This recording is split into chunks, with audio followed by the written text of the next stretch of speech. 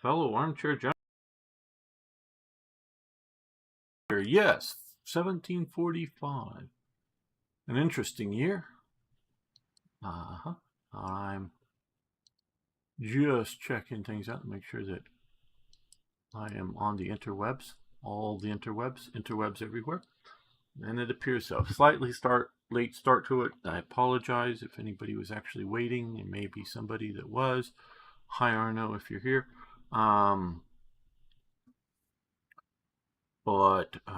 Yeah, minor technical difficulties.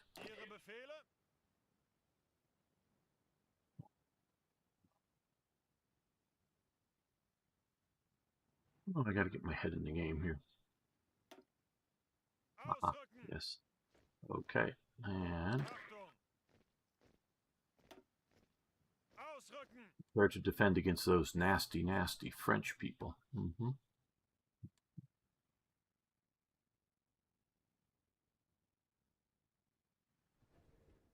Okay.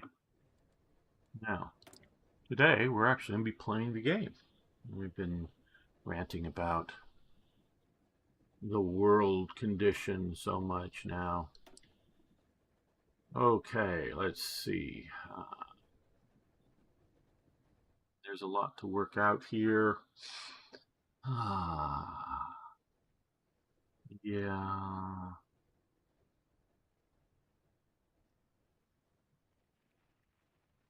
It's good that the game is well developed, but no.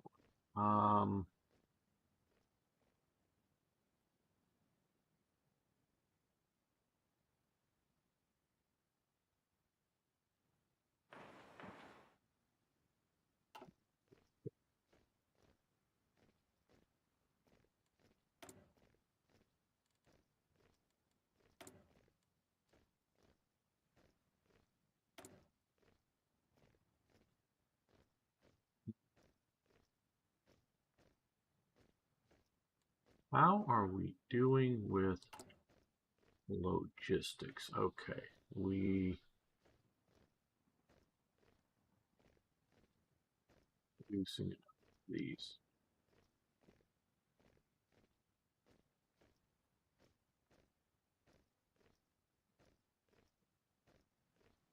See, once we get the clock moving, see how that all changes.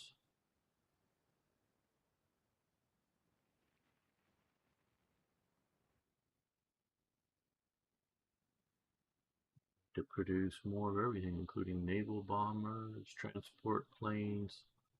Oh boy.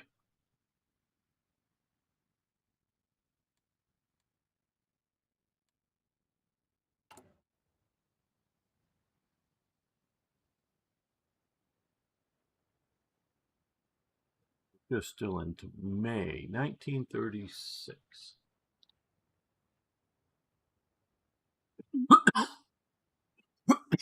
Excuse me.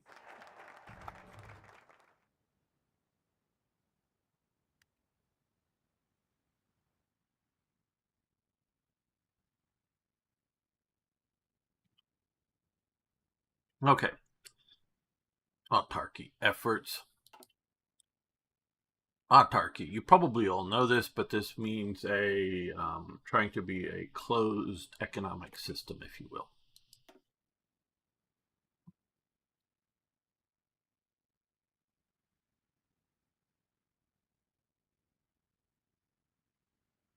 That got us an additional building slot and, well, and a factory right in Hanover and additional building slots in other places.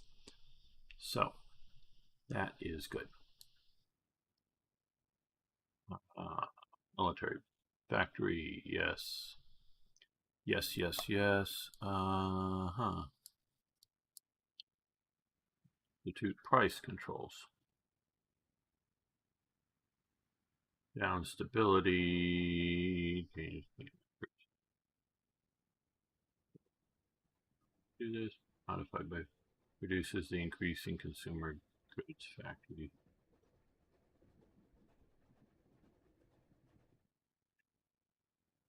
Building slots, synthetic refineries. That is incredibly useful. Establish the Reichswerk.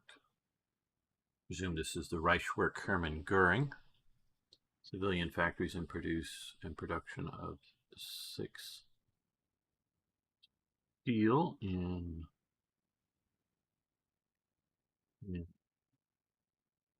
trade deal.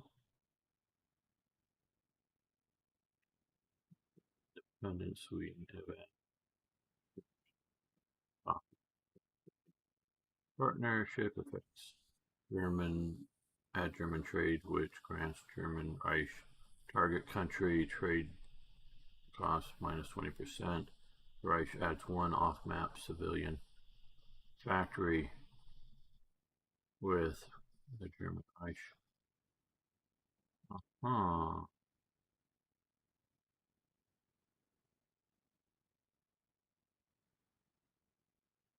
Just want to do all these at once. Why can't I do them all at once? Yes, I know the concept here of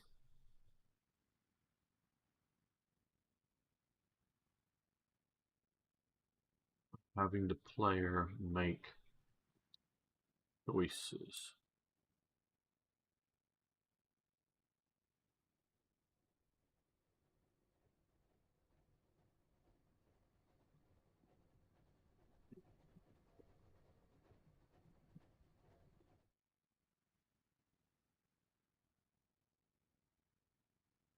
It only takes 14 days? What, they break their 35-day rule?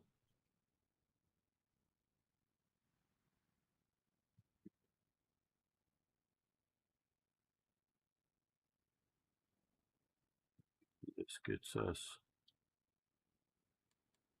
some of these guys.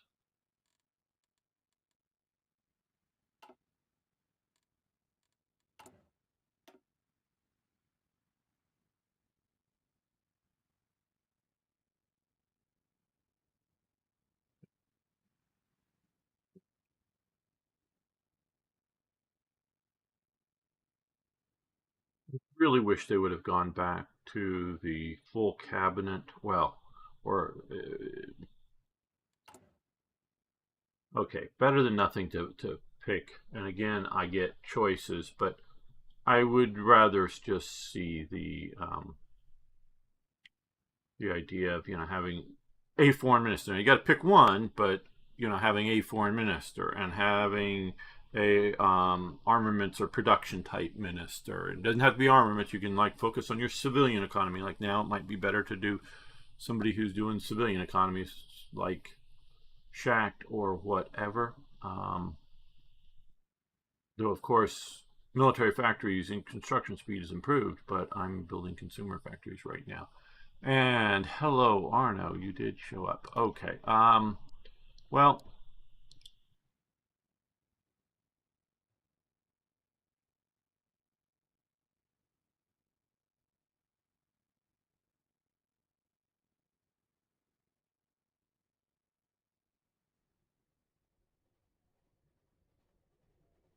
I think we'll do this first here.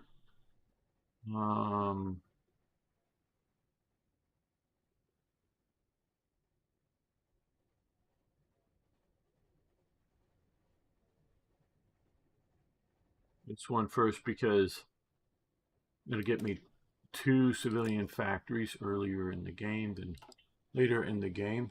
And hello, Turnlow. Going to make it to August today? Oh, I hope so. I think we will.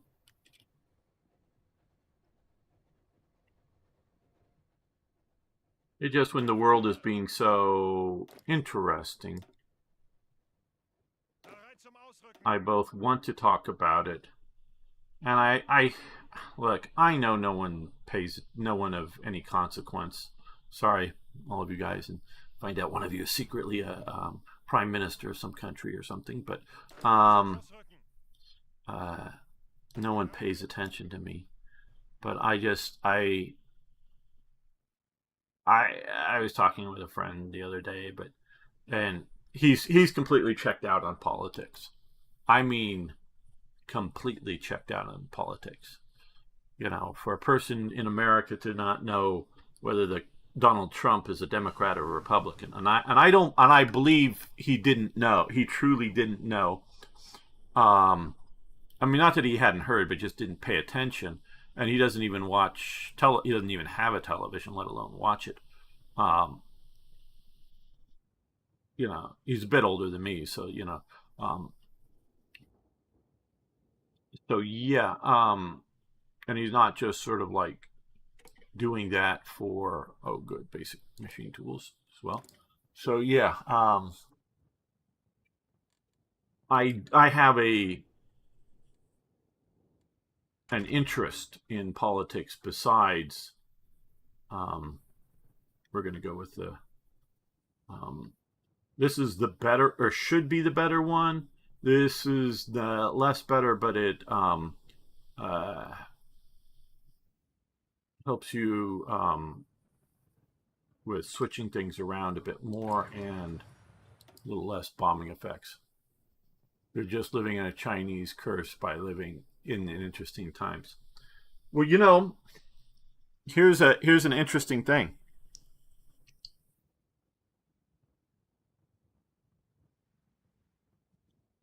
If you were to mention that in China, they wouldn't know what the fuck you were talking about. Because that is a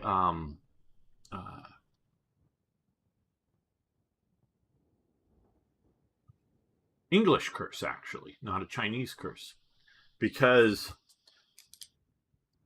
the earliest first recording of that happening, which was I believe it was the early 20th century, was somebody speaking in Parliament.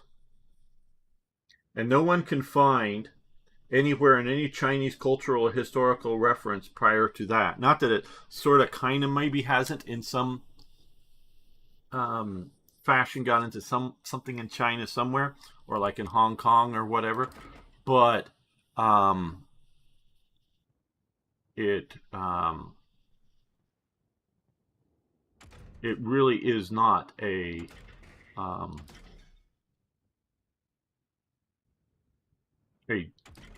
real curse in China. May you live in interesting times. If what I read was true, obviously, I don't know that it was true. I haven't done the research. But yes, times are getting interesting. Growing expansion, rearmament will manage for now, me for the bill. Consumer goods factories, 25%. Yes.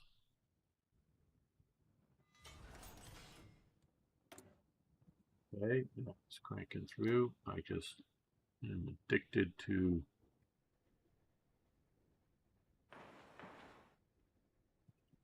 the structure.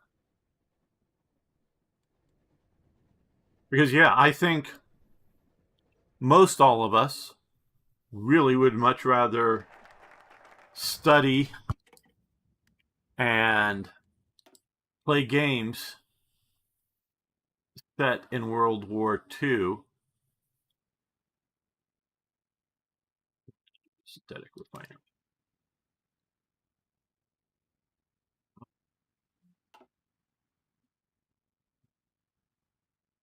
Yeah.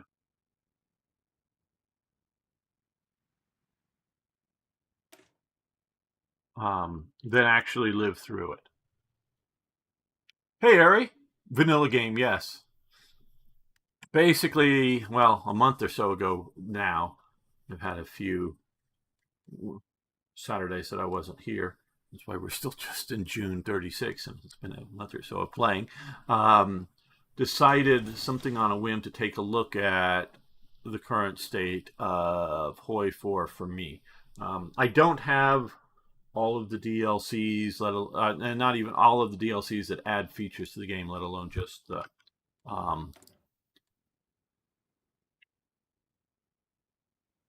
the ones that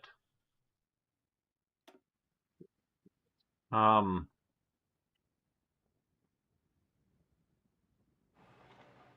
that just add flavor to the game.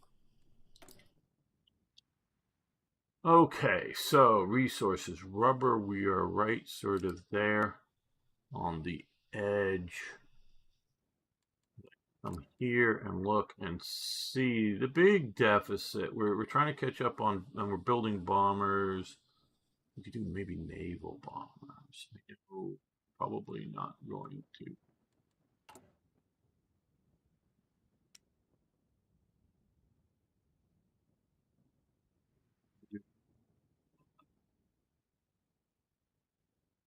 Take effect 3.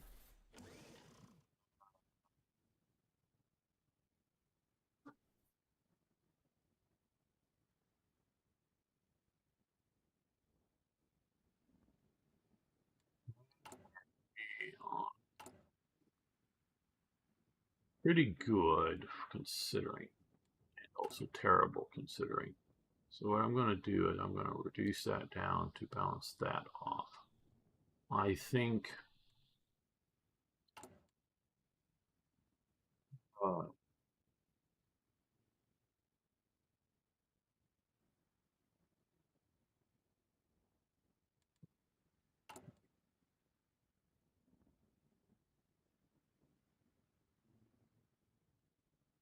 got a fair amount of aluminum. I think we'll just increase our support equipment to balance that out. And let's see, what is Ari saying? You're going to go and work at the old aluminum factory. Well, good. Sometime in March, there might be a vote for whether to unionize or not, which is so spooky and scary. Unions are a two-edged sword, even for the employees. No sound? Or is it very low? Can you guys hear me? Please give me feedback on that. Hello, Wanky Buck. Wanky Buck? I don't know, sorry.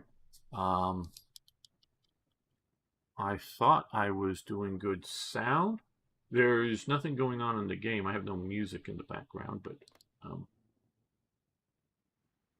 okay. Maybe you need to bring yours up. Because I did work one job for a number of years under unions. And the union actually, they tried to fire me. The manager tried to fire. I mean, basically did. And the union promptly got my job back. So it did that. But the union also puts the employees very much in a straitjacket as to conditions. And the company, well, this is the negotiation. This is the thing. You have to do this, and this is the rules, and so they can't bend any rules because they've negotiated everything. And this was with a major corporation. Don't want to go into which one or what, but and that isn't the point of it.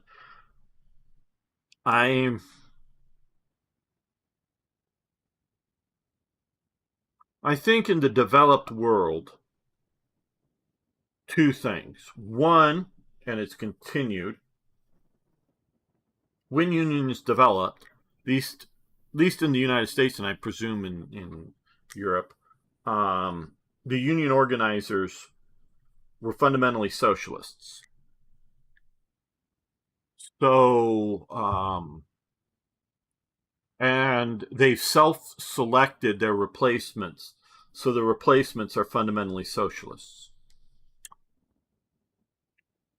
And there's one thing that a socialist believes. I mean, there's maybe multiple things, but one of the things socialists believe, and it does very much come out of Marx, and it comes out with the whole basis of socialism is based upon a static economy. Okay. And the best and easiest way I can describe it, and we will get back to playing the game, and it won't take too long to explain this, is an agrarian economy. Outside of this country, and we also talk about Singapore and there is no substantial change in the size of the land. Okay. So if your farming techniques are static, and during Karl Marx days, they mostly were. Yeah, back there, the big guano, bird poop. Another historical aside. Well, let's kick out the early 19th or mid 19th century, down here, and particularly in Chile. There were a bunch of little tiny coastal islands, and I mean things that are we'll use, doesn't matter which one, even smaller than a football field islands, but they were like 20 feet thick of bird poop because it's dry enough that the rains wouldn't wash it all away, and it just accumulated over the centuries, literally. There's birds on top of it, and it sort of, calcified, or whatever you want to say it. It probably wouldn't be the right term, but hardened there. And they were harvesting this, and this is before modern chemical fertilizers came in, or as modern fertilizers were coming in. And there was a big boom on harvesting this and bringing it mostly to Europe. And I will get to, if you can hang on a moment, Harry, I'll get to the rest of your chats. Well, I'm sort of on it with the union thing. And so, if there's only so much the economy out there, and it's primary, and I know there's the Industrial Revolution that is going on during Marx, but he doesn't understand that. The brilliant Marx. I mean, Marx has been one of the most impactful thinkers in the last 200 years, whether you like him or hate him. But even those people who hate him follow his thoughts. A lot of anti-communists are Marxists. Maybe not economic Marxists or political Marxists, but they're historical Marxists. And Marx got history very wrong, too. I mean, Marx got everything wrong, basically, in my opinion. And I'm not just being a contrarian. It is not mostly the fucking economy. That's sort of what we're talking about. So, if you figure the economy is static, that means wealth is static. And so if somebody has more than somebody else, then they're denying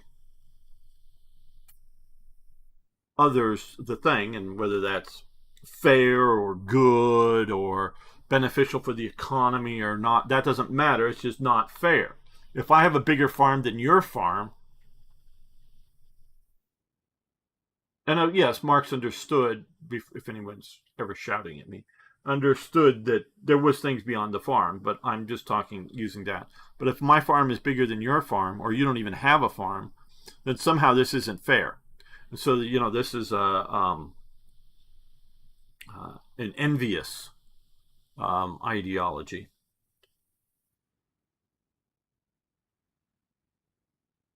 That he has. So, as opposed to the idea that economies are flexible, they can grow and they can shrink. So yes, if I have a huge amount of farmland, or even some farmland at all, and there's somebody without farmland, well, they can't have more farmland unless somebody gives some of the farmland up, whether for money, buying it, or somebody takes it away. That is, like I say, outside of the Netherlands, and maybe if there is some land growth that's significant to the size of the country with Singapore, a city-state out there. That they're, and you can also look at like old pictures of Manhattan Island here in New York. It's this shouldn't really be connected up here. This is Long Island here. But you can see right around here, there used to be a bunch of piers back in this day before cargo containers that basically just got filled in. So the island did grow. So yeah, in a real estate sense. And so like in a real estate sense, he didn't take into account multiple story buildings. And so economies are dynamic things. And so a socialist doesn't understand them as that way. There's a lot of controversy about businesses moving out of the 3 Democrat states on the west coast of the United States, and particularly California. They're losing most of the major ones. Even some of the very big tech companies are leaving California because it's so bad. And those states are California, of course, Oregon, and Washington State. Because the socialists in charge, I'm not just saying Democrats, they're socialists that are in charge, believe that they can just tax that company, and the company won't either go out of business because the taxes are too high and you can't run the company, or the company won't move to somewhere else. So they tax things like just businesses in general, including in the city, and they go, well, hey, the grocery stores, they gotta be here to sell us food because they want the money. They just move out of the city, you fucking idiots. They have territory outside of the city, whether it's just in county land, meaning not owned by the county, but just land that's outside of the city limits, but within the county's limits, or other cities that are, peripheral to the main city. They just move the fuck out at some point. And so, yeah, unions think in those terms. And it's damaging. Whether they saved my job, the particular one, and they were very nice and whatever, the people running it. I don't think the few organizers whose only job was to work for the union. It wasn't like a part-time thing. It was a full-time job that these people were being paid.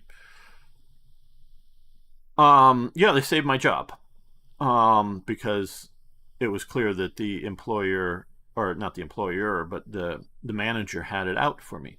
And I almost never even worked in the same shift time that the manager was, and I could go into cry about why the manager didn't like me, but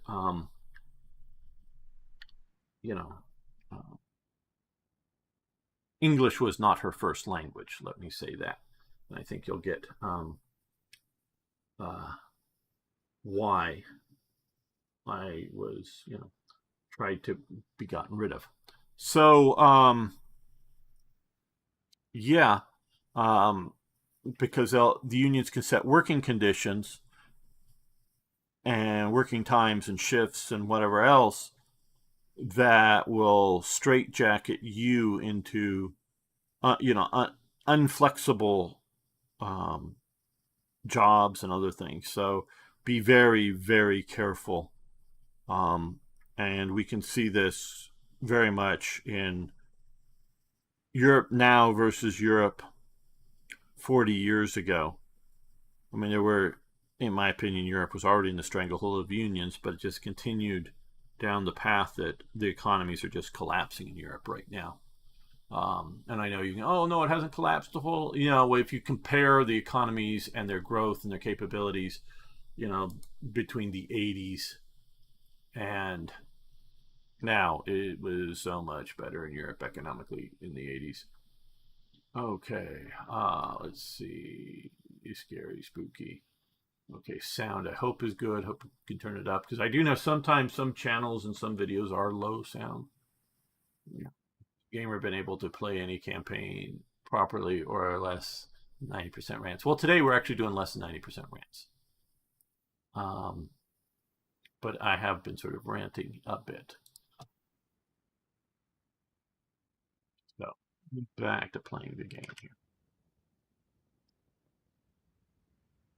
So yeah, gamers not terribly fond of unions. Oh, and I was forced to join the union to be able to get the job that I had. It wasn't a right to work state. That's also, and with all of that, being forced to pay the union money. Not a huge amount, but just on my freedom.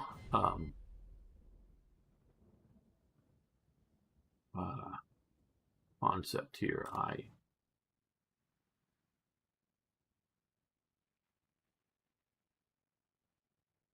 don't like that.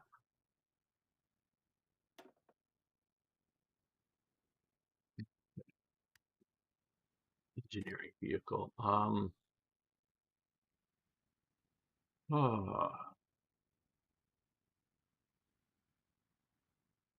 Industrial research. Yeah, let's do IG carbon. And I think that's where we're at here. Did you kill the bot over on, not that it really matters, over on Twitch, Arna?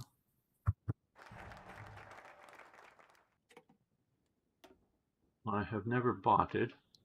I have considered it just because wanting to be a YouTuber, and is it really necessary? I think some of the big ones, big successful people have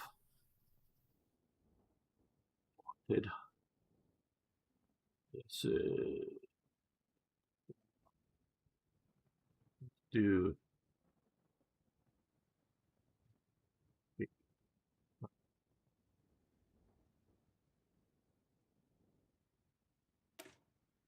holiday people. Okay. Let's see what Ari said. Ari is known for walls of text, which often are worth reading. I mean, unions can be good or bad. It really depends on what type it is and who is running it.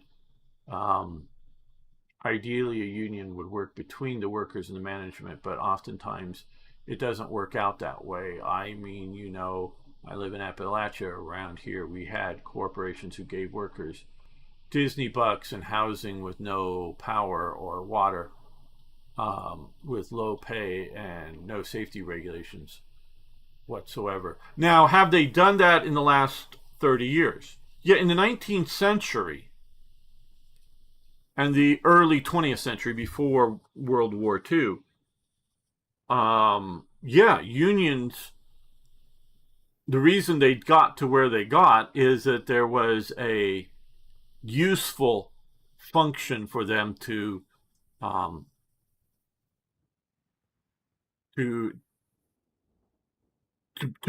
get so big and powerful, if it wasn't useful. And correct me if I'm wrong, anybody, but has there ever been a where you're talking about like an industrial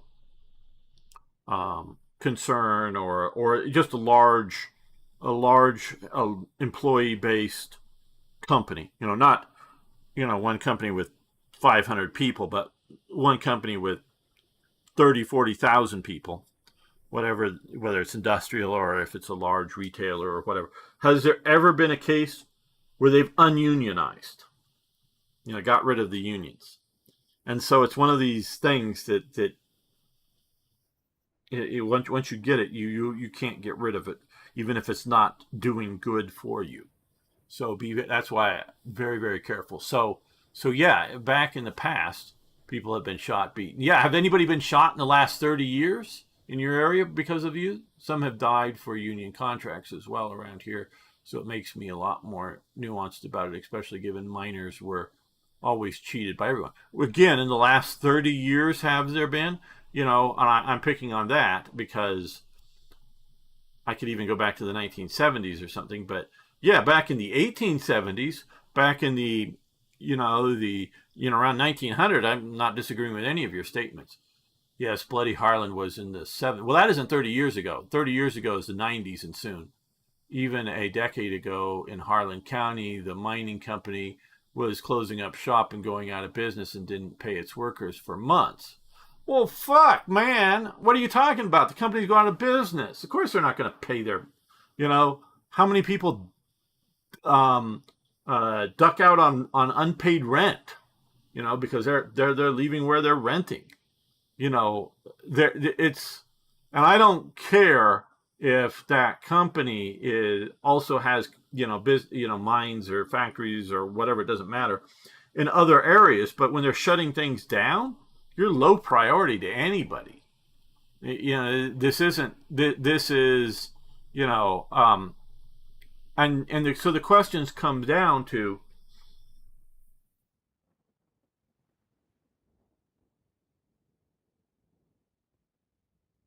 what um, what rights do you have, and what um, do you have a right to your job? I would say no. Fuck no. Now, if you have a contract with them and they're like closing down or whatever, and they go, "Oh yeah, you are entitled to 90 days of pay," meaning if you didn't get fired for cause because you didn't show up to work enough or whatever. I'm not even saying something really bad like stealing. I mean just whatever the thing is if you don't show up to work 5 times, or if you're late 10 times, you're fired. But if it's going, hey, we don't need all these people, well, you know what, too bad. And I'll just say this: too fucking bad if the company's shutting down and you're not getting paid. If you as an individual, or if a union as a collective group haven't been smart enough to go to a company and expect one of two things to happen. One, if you are not smart enough, or the union isn't smart enough to go, okay, hey guys, if you shut down or you lay people off, you got to give us 90 days worth of pay. Okay, get the entire corporation's 90 days worth of pay and put it in an escrow account and let it sit over there. And you can just feed money into it and feed money out of it, or however you want to do this. And this way, a third party is holding that escrow account, and that the corporation can't claw that back except for under certain conditions, like we've reduced the size of the employee base now, so we don't need that whole escrow account or something, because we don't have to pay out any people. But otherwise, it's just sitting there. And so if whether you get a bunch of people get laid off, or a bunch of people or they just shut down the whole business, the escrow account pays off. Boom, there you go, got it, done. Or the society that you live in with the the court systems, and or you're willing to sue, well, not courts, but also the just generally, government officials or the court systems, it's worth suing for your money. Meaning if you have a job that it isn't worth suing for 30, 90 days or whatever of your pay that you get if you get laid off, well, then fuck it. Come on, guys. I know this can be tragic and you can lose your home and whatever, but really, so I'm sure not getting paid, but if the whole place is freaking shut down, I mean, you're screwed anyways. It's not just whether the company has the money or doesn't have the money to pay back pay, or whatever you want to call it, when they're laying you off to cover it. It's so and shoot people over things. And the only reason they've ever, to my knowledge, again, there could just be some weird sadistic person out there, but is workers thinking they're owed their job, instead of the corporation going, hey, I don't like you. You have purple toenails. I'm going to fire you today. Well, that isn't. Well, too bad. I'm sorry. No one has a right to anything like that, to a job of any sort from any company. The only time that you might have that right is that you've negotiated a contract with that company. You as an individual, or the collective, you as the unions, have negotiated a contract with that company. And there's a lot of people that work in a lot of industries that are fighting for employees, will go, hey, we'll give you a contract. We'll give you a year's contract to work at our company for, X amount of money. And you have that for a year. Now, after that year's up, they can decide not to renew your contract. Now, those contracts also normally state that you have to also be at the job. You cannot. They can sue you to keep you there. So I'm sorry, I just don't have a lot of. That doesn't exactly excuse it. If someone works regardless, you have made agreement to pay them. But like I say, put it in. The union should have just put it in an escrow account. And if the business goes, but there's 10,000 employees and we don't have 90 days or whatever it is of cushion money to put it all into the escrow account now, okay, fine. Over the next 3 years, you build this up, because presumably if the company's halfway stable, over 3, 10, whatever years, you build up that escrow account and you let it roll. And hello, the new AKB. Good to have you here. They fired them, their checks bounced, so they weren't getting paid. Well, yeah, again, it's you've got to protect yourself. As you know, I'm not callous in that I don't care about the effects on the people. I'm just going, people do too much, expect too much, and it's, and I'm not saying people weren't hurt. I don't, whether, I'm not talking violence. I'm just talking, because of the situation. Just think, the guys that were, owning the company, the people that were owning the company, they got hurt even more probably. I mean, they lost more than you did. They were only able to buy one new expensive car that year instead of two. Now you may go, oh, cry me a river about that. Well, if they have the company, they deserve what that they're getting. I am not the type of person that gets in any way upset that somebody is making a lot of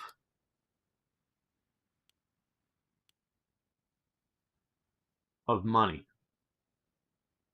And unless I see real criminality or scams or whatever like that, scams don't quite have to be illegal, but I may talk about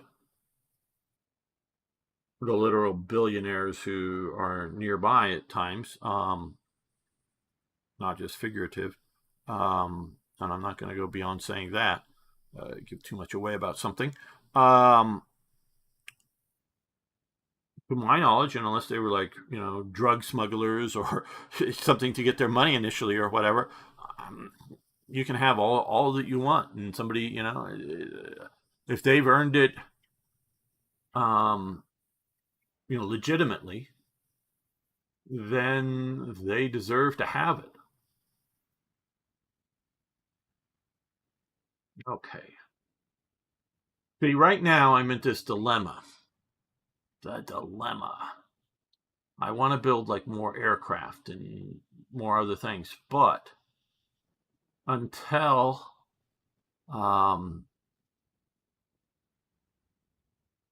I feel until I get, because right now it'll take up a civilian factory to start a whole trade for just one of the taking up my current civilian factory. So it's that sort of balance there. Now, if I need a whole, factory's worth, well then fine, that's what you need, and I understand the idea of the trade, but just one. So I wish it was a little more granular, I guess is what I'm saying.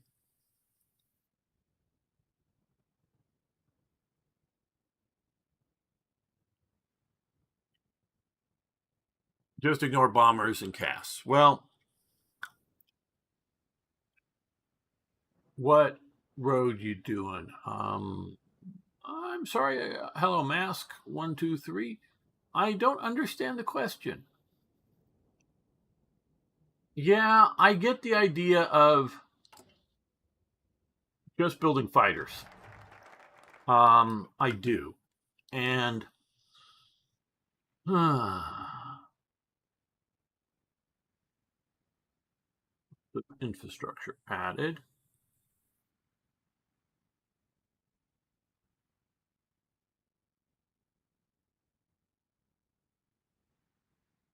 Yep. Okay, so we don't want to expand into the east or expand into the south just yet. Okay.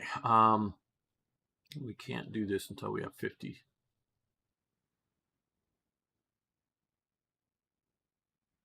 Now,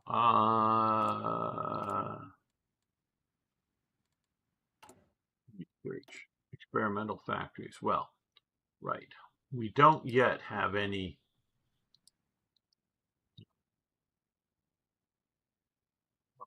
the other areas to expand into.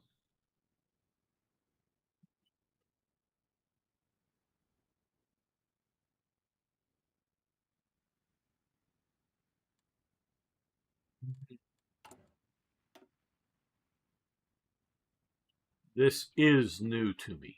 I remember reading about this whole idea, you're just casually reading about it some time ago, but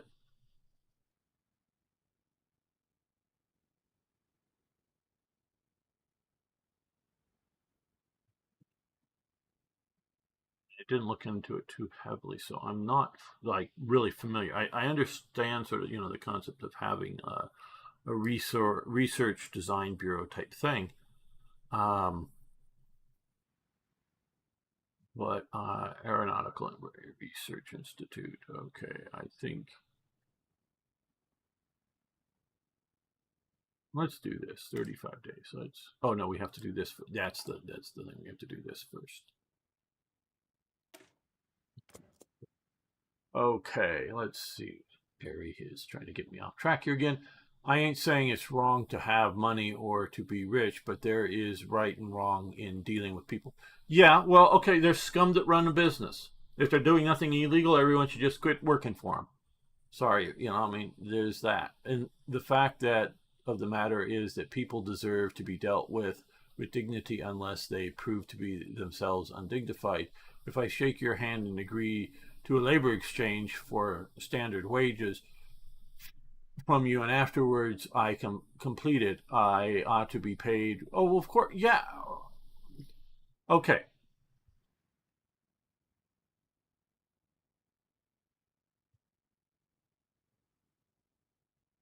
Ari is bringing up a very good point and getting me off topic of playing the game. And Ari, because like you did say, and I'm always really cautious with giving details out that I know about people, but he did say he's from Appalachia. And as he's saying this, I'm having a lot of significant thoughts run through my head very quickly.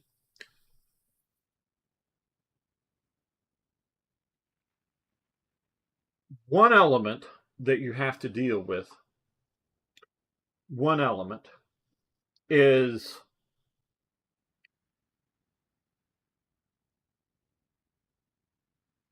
a physical element of the modern world is that things are so portable. And I'm meaning this in the sense that this isn't like the medieval world or something in which everything is very localized. Okay. So, meaning if somebody shows up, or somebody that is born and raised locally, that has so far done all the right things, shaken somebody's hand and made that agreement, but they're just doing it because they sort of have no choice or they're trying to fool everybody. And if they succeed and their wealth is portable, yeah, they'll do whatever and split. Okay, you know, if it's a big company, they come in, they say all the right things, they start, like in his area, start doing a coal mine or something like that, and it's successful, and they've got a big sack of money, and then they sell the coal mine to somebody else and take all that money and split.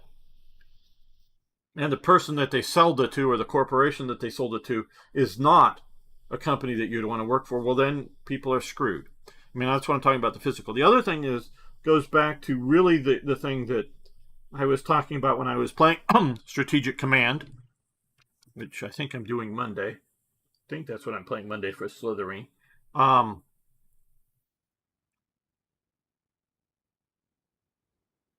That we've lost with World War I.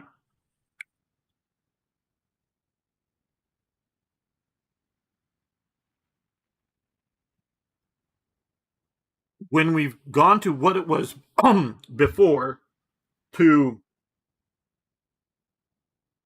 cogs and formulas, that the human touch, the human aspect that we've used to have and that we've lost. And it's a cultural thing. It's not a structural thing in the sense of wealth being portable and all that kind of stuff. So we've lost the world that you would like to live in, Ari. The world that your community probably still lives in is gone. I'm sorry, it is gone. You and your neighbors can live that way, but all it takes is one neighbor who is willing to be shunned by the other neighbors just because he can get the law on his side. You know, or a group of neighbors. Like, I forget. Oh, maybe it was over a gun range or something. I recently saw something on. But it's like, hey, yeah. I said, and I'm not, this has happened to several gun ranges, not just in California, but I know 40 years ago or more, they've opened up a gun range. And then people bought houses a bit closer. Then people bought houses, built and bought houses next door to the gun range.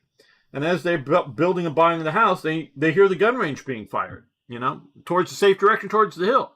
But when enough of them get around it, they sue to get the gun range shut down because it's now a bother. Now, every single one of those people that bought a house, the contractor who built it knew they were building next to a gun range. Whether it's the noise problem or the scary bullets going to fly, even though they're in the opposite direction. Yeah, once in a blue moon, somebody will do an accidental discharge in the wrong direction, but virtually never. Yeah, you can, out of the size scale of the United States, you'll find one or two provable cases where like somebody got hit with a bullet that escaped the gun range. But will encroach upon them, and so that handshake deal of, hey, I understand the conditions. Oh, and like people lived, in another case, moved and lived nearer to an airport, and then got the airport operating hours and the numbers of flights restricted because they knew, but they got the political power, the votes, to get this pre-existing airport that many more people than just the people that lived in the immediate vicinity of the landing and takeoff zones were benefiting from. Got enough pressure to get the local politician, or politicians in the local city, but there were, multiple cities around. So meaning if all those cities that were around that used that airport would have voted, they would have voted not to do the restrictions, but the city in which the airport lived in, they voted not to. But they all knew when the people moved nearer to the airport that the airport exists and airplanes were taking on and off. So the world that you talk about, Ari, is gone. You're living in a vestigial remnants of the good old times, good old days. including the good old days in which, whatever. So I'm sorry, the world isn't that way anymore. So, you know, yeah, it's not that I like the way the things are, just the way things are. Doesn't mean the sad story between both people, but an agreement. Yeah, that does. Like I say, that world's gone, Ari. Yeah, I know. That's my old man thoughts coming through. Yes. Hello, Jamnuska. Good to have you here. Yes. Move next to a farm and then complain about the smell of the manure. Absolutely, Jamnuska. It's all of that stuff. And even though the person moving didn't have that handshake with the farmer, let's see which one I'm putting under his authority.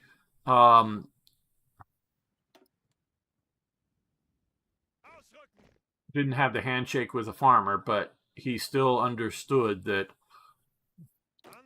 those are the conditions of that he was moving into.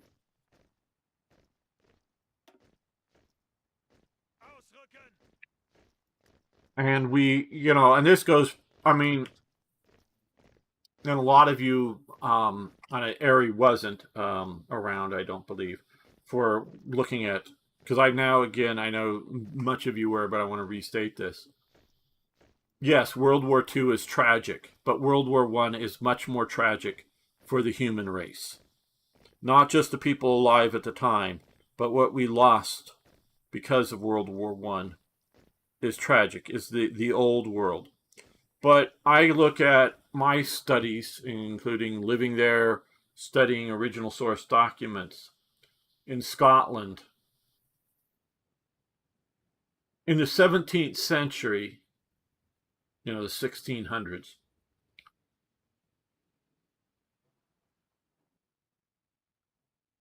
there was this sort of traditional world that existed up here.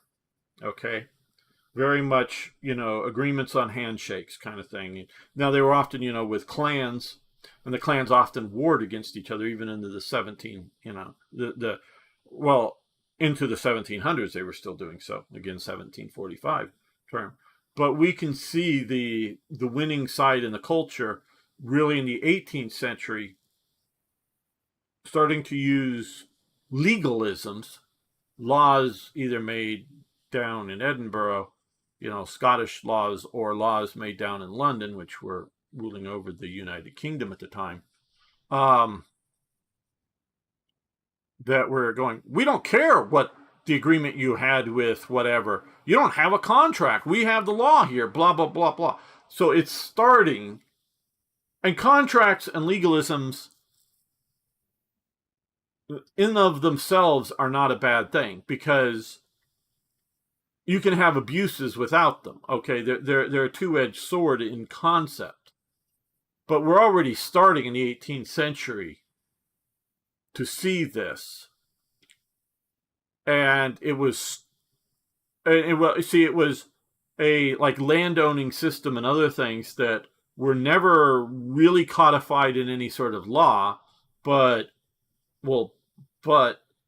this is the way the way it's been for the last 300 years, and the world that I was born up into, somebody would say. And now you're dragging in some foreigners who doesn't even speak our language, because they didn't speak English at the time. The elites spoke English, but the elites speaking to the locals needed to speak the local languages, because they literally didn't speak English. They spoke Scottish Gaelic, which is close to Irish Gaelic, but or Gaelic and Gallic and whatever, but yeah. So that they're, they speak, coming in and bringing in, which is a perfect, at least at the time, perfectly adequate legal system and landowning and other things system, and maybe even a better one, but just different. And the people that were there, the non-elites, didn't have the opportunity or before or whatever to get everything down on paper in set up under the more advanced system. So there were very many cases, not every case everywhere, but very many cases, and sort of some of the bad guys, in my opinion, started to push in and use the legalisms of the modern system and the court system to overrule the traditional system, which did have a court system, but it was done by tradition, if you will. So yeah, it's you know, it's already starting again, and you could look at, you know, going over to here, and we're in September, so we made it to August, so we've done that. One of the things that the Roman Republic was known for was to put its laws on the side of the building so that everyone could see the laws instead of the tradition, whatever that we know and we remember. And as people go through time, it slowly changes. And since it's just sort of tradition, those with power can at least somewhat abuse the system because it isn't written down, it isn't codified. So the mere fact that it's written down and codified, and that you get that weird group of people called lawyers out there, because Rome had lawyers. And then, of course, that largely disappears in the Dark Ages. Yes, I know. Constantinople or whatever did continue to stand. But for this part of the world, it disappears. You know, it's a good thing, because in mass societies, this region's traditions are different than this region's traditions, let alone the traditions of you know, out here. So yeah, it's a good thing, but it does have negative consequences. Move next. Yeah, okay. Let's see.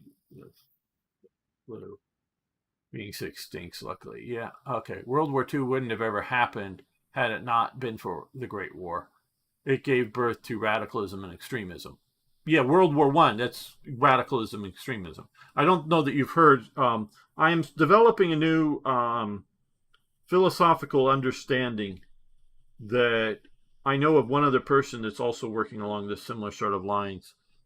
But what World War I finally fully put in place, and what we've been arguing over since World War I, what put into place was the idea, which really sort of goes back to John Locke and Hobbes,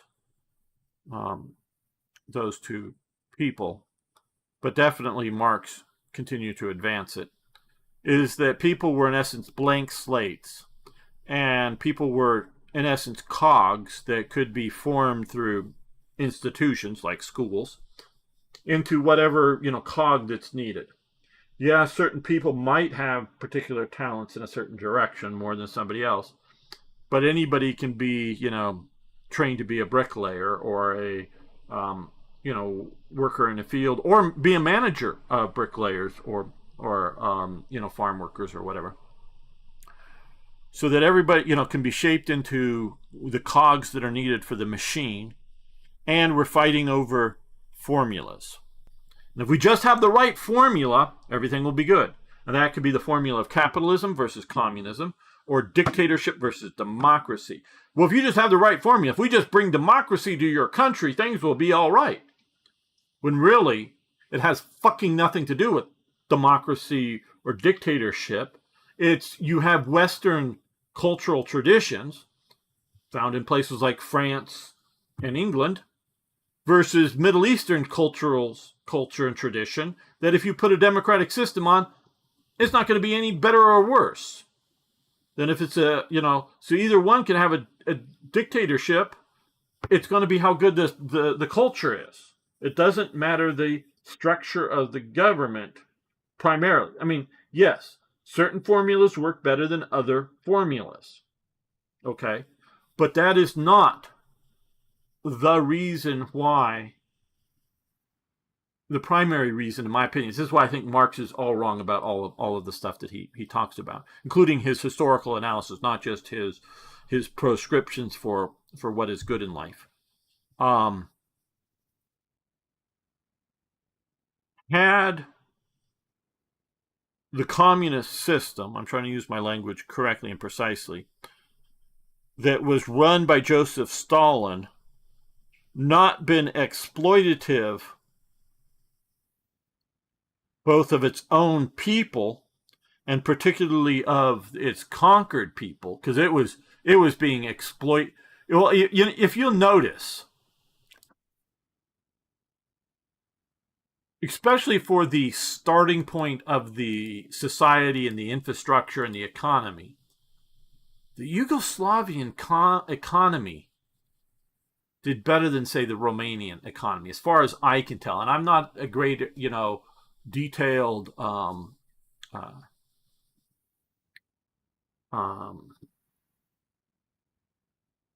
studier of these economies, but I think between these two economies, and that's because the Soviets never controlled Yugoslavia. Tito got his independence before the Soviet army showed up, and however much Soviet army sort of got there, they were sent packing. They didn't get to stay where they did in the other places around here. Because I remember, I think it was somewhere like either in the late, you can probably look it up, it's probably on Wikipedia or something, like either in the late 70s or early 80s. And I think it was Boeing, but it could be McDonnell Douglas or one of the big aerospace companies.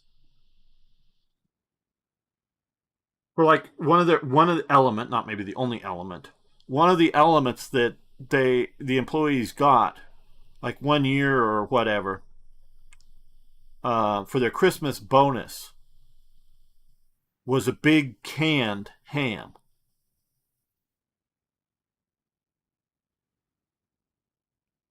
And if you were to know American system, most of the time, and I'm talking like not just some ham in a can, but like a whole ham, in a can kind of thing, or a good chunk of one, big one. That's not normal. Oh, you can find it in the grocery store or something maybe, but most 90% of it isn't coming in a can. That's because, and again, I forget if it was Boeing or McDonnell Douglas, which still existed at the time, or whatever. And I'm sure I'm getting some of these details wrong, but the overall picture is true. Did a deal with the Yugoslav government to sell them some modern commercial jets. And to partially pay for them, they paid in hams, because they did not have dollars, and nobody, there wasn't very much, or they did not have enough dollars. There isn't very much stuff that the world outside of Yugoslavia wanted from Yugoslavia that the Yugoslavia was able to export, so local currency was not that valuable. So they bartered for the jets, as well as I think there was some money and other things involved. So Yugoslavia, for its, compared to, say, East Germany or whatever, was somewhat backwards in an economy. And I'm not saying like East Germany wasn't economically doing better than Yugoslavia, but I don't know. But compared to some place like Romania, I do believe it was. Because the Soviets come in and steal everything and continued even post World War II economic and allowing some economic growth within those countries. They're still constantly exploiting it. And of course, during Stalin's time particularly, he's running his gulags and all that stuff. So he's exploiting the people. So that is part and fundamental at the core of Russian Bolshevism, is its exploitative nature. Yeah, they've never done real communism, argument that some people will grant to them and want to say. I think they've tried to do real communism, but real communism fails, not because, and this is an important thing. Real communism fails not because they didn't get the fucking formula right. Well, if we just did exactly what Karl Marx said to do, or just exactly what Lenin said to do that Stalin perverted and Trotsky would have done, that they complain about. No, communism fails because it's anti the human spirit. And yes, communists believe, again going back to Hobbes and Locke, you see, to really understand this, and most modern thinkers don't. I'm not saying some of the top level thinkers don't, but most of the modern level thinkers don't. They got to understand the origins of these thoughts. Is that people are blank slates when they're born, when they're not. There is, and I can't quantify it because it is a mixture of the environment that you grow up in and whether you want to put one of two if or both of them in something genetic and or something spirit into the humanity, meaning if there's something more than just a machine in our brains, in our bodies. That's more metaphysical, and I don't want to try to answer that for anybody else, so I'm not going to go there. But whatever it is, communism, by its very nature, is incompatible with humanity at its core. It's not just, did we do the formula right, including snatching babies away from their parents and raise them in the right institutions so that they don't get any of those nasty pre-communist views in their minds. But there is inherently something unhuman about communism. And so it is evil, okay? It is as evil or greater than evil than the racism, not just racism, but, mass murder based on race. I mean, that's what takes, look, I know a lot of Europeans, America's very racist even to this day. Back in the 1930s, and I really do sort of like her, but I'm blanking on her name. Josephine Baker, the black American woman, who becomes a bit of a hero, maybe slightly overplayed, but definitely a hero during World War II and the resistance movement. I do greatly admire her. Oh, the French are so much less racist than the Americans are. Bull fucking shit. The French were so much more racist than the Americans were. Oh, but Jim Crow and all that stuff. Yeah. You know what? France, if you don't realize it, had even a stronger Jim Crow law at the very same time. They don't maybe have one now, but they had a stronger, more heavily enforced Jim Crow law than, back in the 1930s, than the U.S. ever had. You see, they had this part of France and French territory for white people, and they did not allow these people and these people free showing up there. So it wasn't a white drinking fountain next to a black person's drinking fountain. It was the French drinking fountain in France, and they didn't let their colonials up into France. So yeah, the American black jazz musicians and singers, to one degree or another, were just sort of treated like people because they're just people. They're not those barbarians that are black and living in Africa. So they were as racist or greater, and I should maybe be getting involved in here, that are, being racist going on. So no, they were, so maybe Josephine Baker, partially also because she's famous, is able to go into the highest end dining room and maybe get a few looks from a few people, other than just like, oh, who is this? But nasty looks or something, into the highest end dining room, and be welcomed by the staff to the highest end dining room. Where if she was in places, particularly the South, but maybe even other places, be barred from entering it unless she was the employee. Yes, but France is already fucking doing that, and this is the hypocrisy of Europeans. And I know I'm talking to some Europeans here, and including the British in this, for this instance, and Europeans, is the hypocrisy is that they want to pretend that, oh, they were outside of the Nazis or whatever. Oh, we were less racist than America. No, no, you were more racist than America. America. I'm not saying America wasn't racist, and I'm not saying Jim Crow laws were good or anything like that. I'm just saying they were not as bad as European general, not just like the extreme right or some crap like that, but just the general racism of Europe. I'm talking pre-world. But you can even look at the black soldiers occupying in Europe, at least during the 50s and the 60s and probably into the 70s. Were treated not nearly as well as the white occupiers, American occupiers in Europe. So, no, just because it appeared not to have formal racism, and the modern Europeans want to forget it, no, they were worse. But what really makes the Nazis stand out is them taking it to the levels of murdering so many people over it. That's why people are so horrified over it, and not just these people are racist. No, to dream of a ham in a can. Yes, sounds something very much like Dr. Seuss.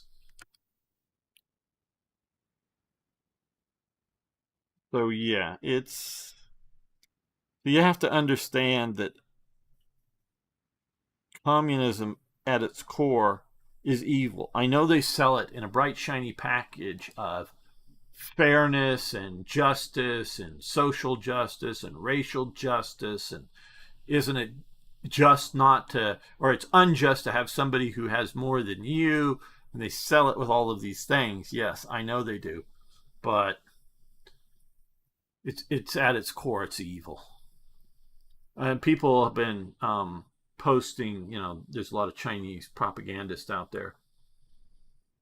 Yeah, um, Mao is better than in America, or better than the Confederates or something. They got rid of slavery. Whether you acknowledge or whatever the sort of modern day supposed slavery, I say supposed because how you define things, but the Uyghurs and whatnot, enforced workers is clearly a fact as far as I can tell. But no, Mao didn't get rid of slavery in China. He just enslaved everybody in China, enslaved them all to the Communist Party. So maybe, I don't know how in practice it worked, but maybe people weren't allowed to just enslave others, for their personal slaves, whether that's may or may not be the case.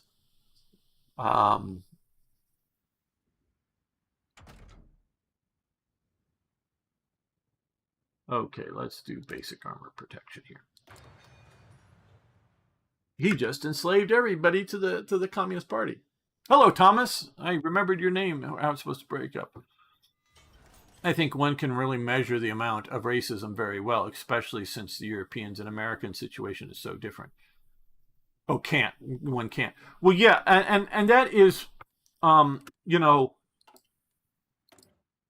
again, to my understanding, and I've watched documentaries that may be lying to me. I understand that, but basically, there were laws that were keeping people that may technically not have been considered French citizens, but were French subjects, meaning they lived in a land that were subject to French governance. Okay, whether they were part of, like, at least parts of, I don't know how deep it went, but at least this part of Algeria was considered metropolitan France at the time. That's why there was the Algerian War, went on so long, because France considered that part of France. This was northern France, and this was like southern France or whatever. Where Morocco was a territory. I mean, it had some of its own sort of internal rulers. And I think the current king of Morocco's family was, one of those or whatever, that was still part of the governing system. But so, there were different statuses, I know, and I don't know. I do know today that Guadeloupe here is still French national territory, and French Guiana is still French national territory. So I don't know, I honestly don't know its status in 1936 versus, 1836 or something. I don't know, but these other peoples were not allowed free migration around. Okay, within France, I don't even know if the majority population, whatever you want to call them, Arabs. I also know there's Berbers and other ethnic groups still in existence in here, but the North African local populations, I'm not even sure. I know a bunch came after the end of the war, but I'm not even sure if before then how much they were even allowed and when to freely move to France, as if a person from northern France moving to southern France or vice versa, within this territory. But there were codified laws that kept people from just and it wasn't even things like you had to speak French or something, like because yes, we can talk about barbarians, which obviously in the situation of Africa, you could say that don't speak French, or obviously that's the language they would have learned as opposed to English or other languages, Italian or whatever. That we're still very tribal people, or civilized people but are coming from such a different civilization. The coastal Vietnamese. I mean, there's high mountain peoples that may be barbarous, maybe nice barbarous, but still they're they're not city dwellers. They're not modern civilization. But you can talk about Vietnamese people who are so different they don't speak French, or know 20 words in French or something like that. So if a French comes up and says halt or stop or whatever, few words of command, and then get a translator to talk to you, so they may be perfectly civilized, but they are from such a different civilization they can't read your street signs, kind of thing. They may be able to read and write Vietnamese, but they can't read your street signs. Okay, we could, you could say that you must pass a quick, written test that you can't memorize. They change it up enough that it's not easy to memorize and whatever, and pass a quick written test or verbal test. Get a quick interview. Do you speak French? Can you read French? Or something like that before we just get to let you into the country, just on safety reasons, or something like that. And that would be a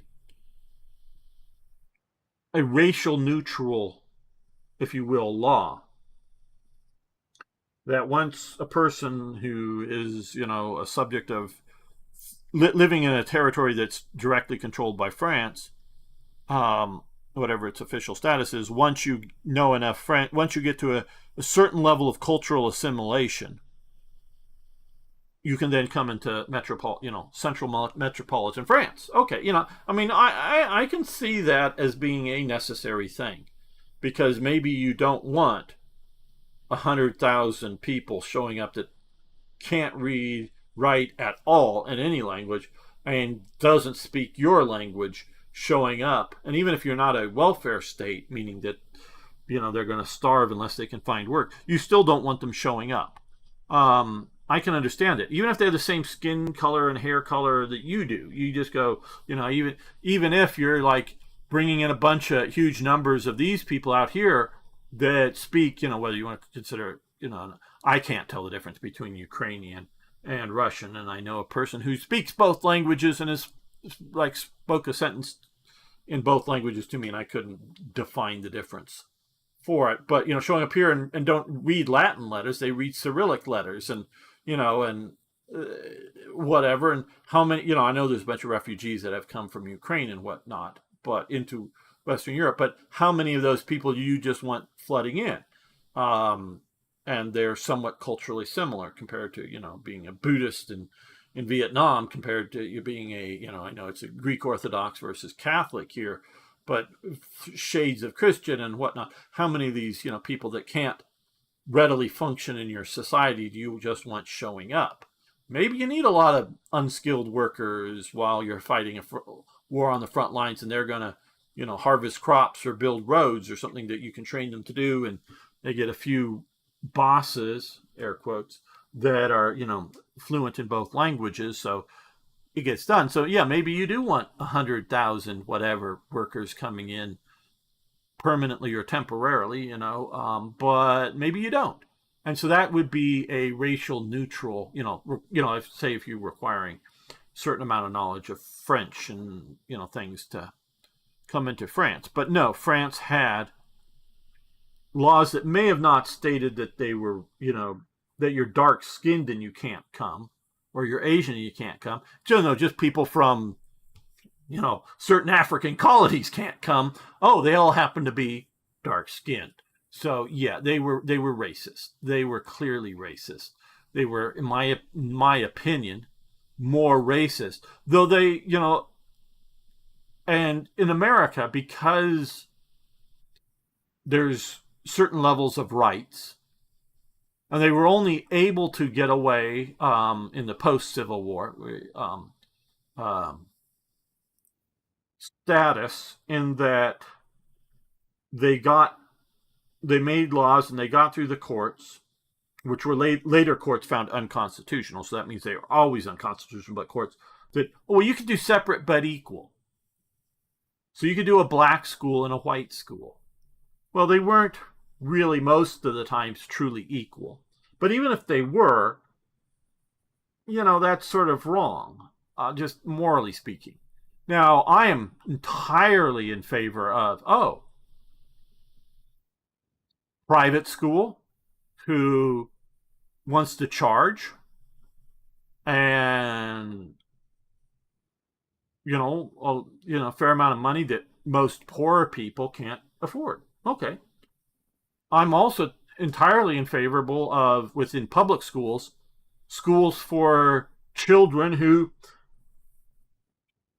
somewhat objective pass tests, meaning that they're smarter and brighter than your average student, going to an elite school within the school system. So they get a better education than the average student. I'm entirely in favor of that. In fact, I went to one of those. But it was in California, and trust me, they weren't trying to exclude different racial groups. But, so the idea of having an elite school and having a school that, if you have any behavioral problems, like anything, you're out. Now, you're not out of the school system, you're out of the elite school.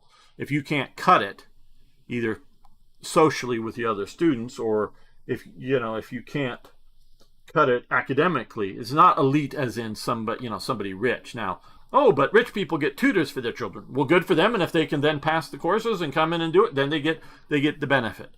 But within the school system, private schools can do whatever they, they got to be decent schools and they can't harm students or something like that. But they can exclude who they want to do it. They can do, hey, yeah, we're just going to teach Catholic children. You got to be Catholic to come here, or you got to be Jewish. To me, that's fine. Because that's private. It's not like a separate public school for Jewish children. No, that is not fine. I'm not talking about that.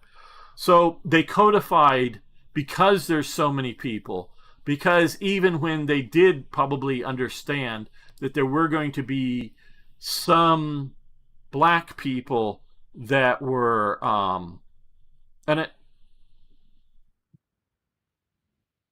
especially coming out of the 19th century, one, words were used differently, but also two,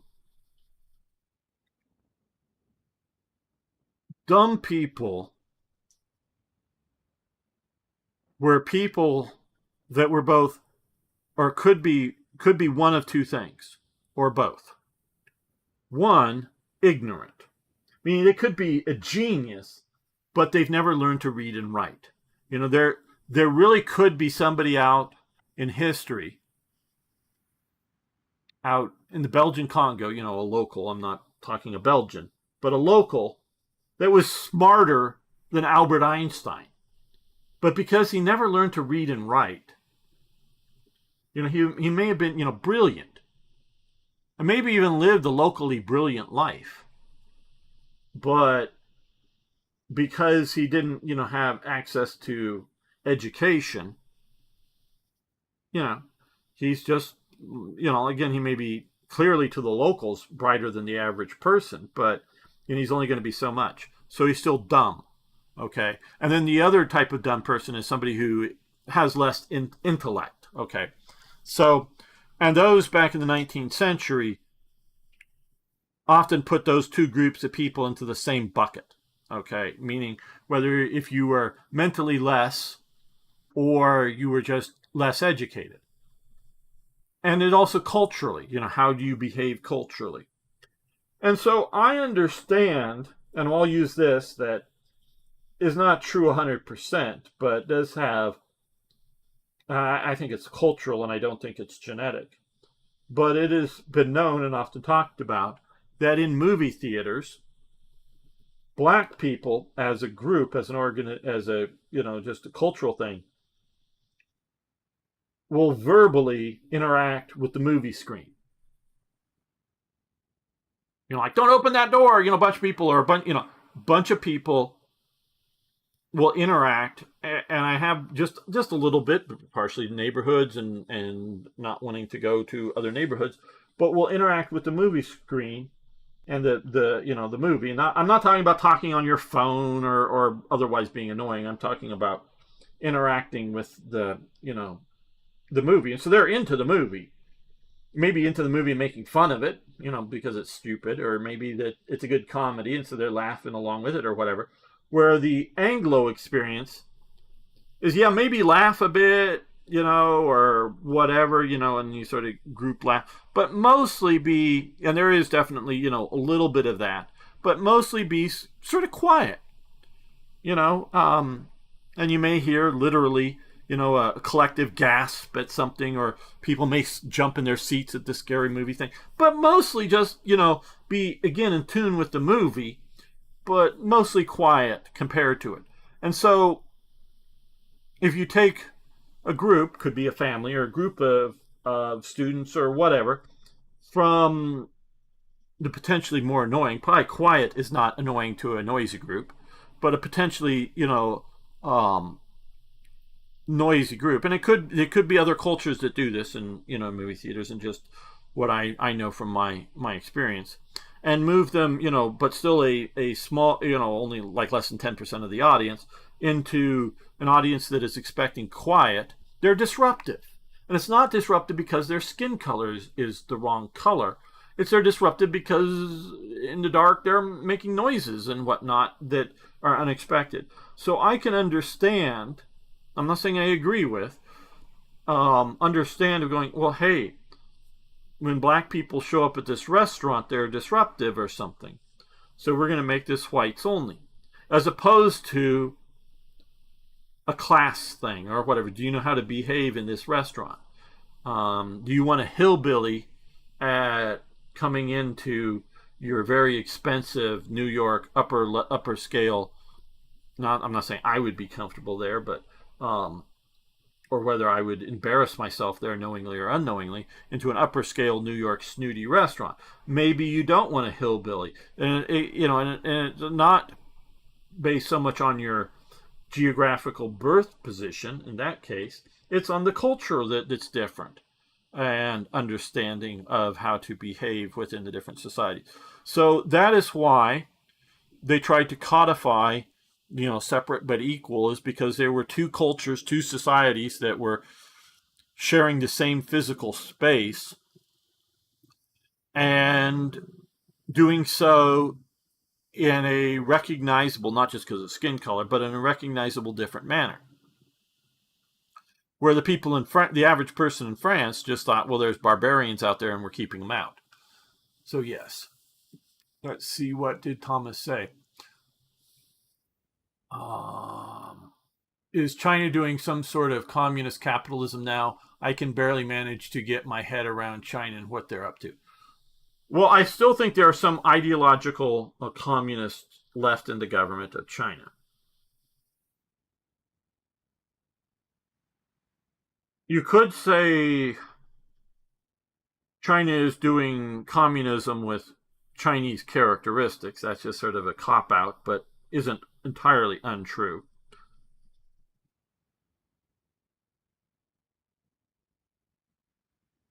Again, like I talk about with the end of World War I of cogs and formulas, China, and we're talking about mainland China or communist China, definitely treats people as cogs, not as people with different innate talents. You know, as we have seen, most people on this planet can be taught to read and write. Okay, as you know, I'm not talking. Yeah, there's maybe a few truly mentally challenged people that you can't, but most people can be taught to read and write. So, and even in a late stage in life, they can be taught to read and write. It's easier when they're young and forming, but you can teach them to read and write. So, to some degree, yes, people are cogs to some degree, but also people have innate talents to them as an individual, at least. And I'm not going to go, I've talked about it. You can look at my old live streams talking particularly around playing Strategic Command and talking about what we lost in World War One. A lot of fascinating stuff there. It's nothing, it's just I don't want to rehash all the stuff. And we're also talking about formulas. Okay. Fighting over formulas. Well, with China, we are looking at, in modern day China, we're looking at they have something that is still going very strong. And it has always, as far as I can tell, in every single Asian culture versus Western culture, Asian cultures are more collectivist than individualist, okay? In the West, compared to the East, we have always had a greater expectation, rights, and duties of an individual than they do in the East, okay? Collectivists, in talking about, we go back to Obama, you didn't build that, talking about the roads and whatever else. He is appealing to a very real element that literally an individual cannot survive on his own. Okay. Or even two, if you do a man and a woman to, have children or whatever. And you go, oh, but so-and-so did this. Yeah, I know, but they really, those are the exception. And even most, if we look at the American experience with the mountain men, most of you have heard of them, there were very few mountain women. Very, very few. I mean, women were in the West moving west, but true mountain. I guess going off truly on your own is not a woman's thing to do.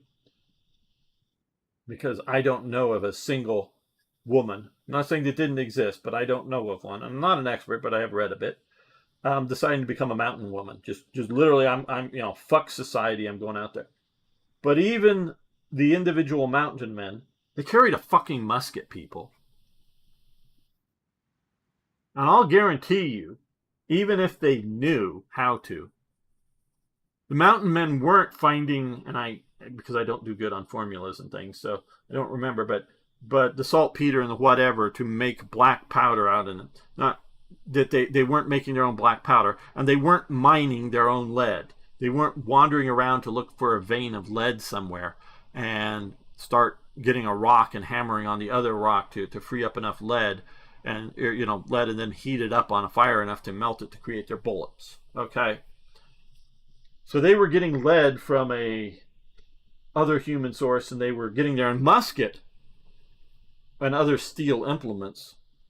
They weren't refining their own steel. Even if the guy was a blacksmith before going and physically made his own axe, he did not refine the iron ore into this steel axe all on his own. Okay, so yes, with the help of society, someone can go off on their own and live, but that's still with the help of society. So there is a collective nature to any human existence. Okay, but like I say, the valuing of whether it's the rights, but it's also the duties of an individual versus the collective group. In Asia, it's always more. You will find in Japan, which is a culture I have studied, and I did take 3 years of Japanese language way back in the 80s. I was a weeb, very generations, literally before they came up with the word. So I know a fair amount about Japanese culture. Japanese, I mean, yes, you will find the rare example, but Japanese culture does not allow for the individual. You have to be part of a group. So you can be part of a group, and they still exist, but they were much bigger back in the 80s, of normally young, just partially back then is when it started, but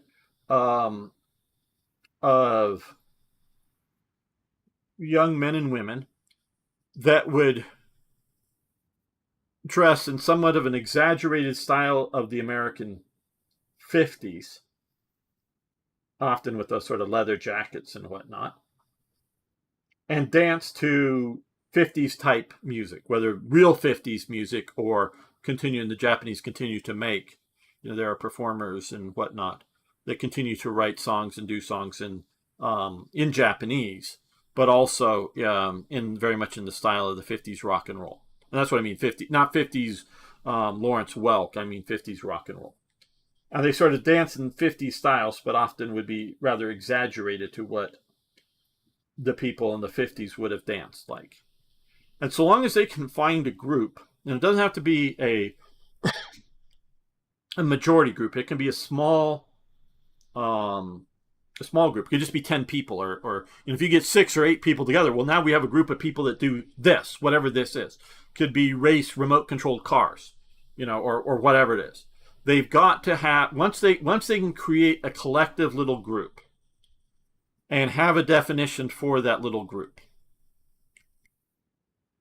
they can do the thing. And then you can find your joy, if you will, because we're talking currently about hobbies. Because some of these guys that, do the sort of the hairdos or whatever will brush their hairs or whatever to look much more normal to go to their daily jobs. And it's on the weekends they put in the hair gel and whatever and make it sort of be exaggerated 50s hair guys' hair styles or whatever, so that they will go and live the normal life at work or whatever, and then and put on quote unquote normal clothes for whatever station of job that is, whether it's working in an auto factory or working just in some office job. It's not a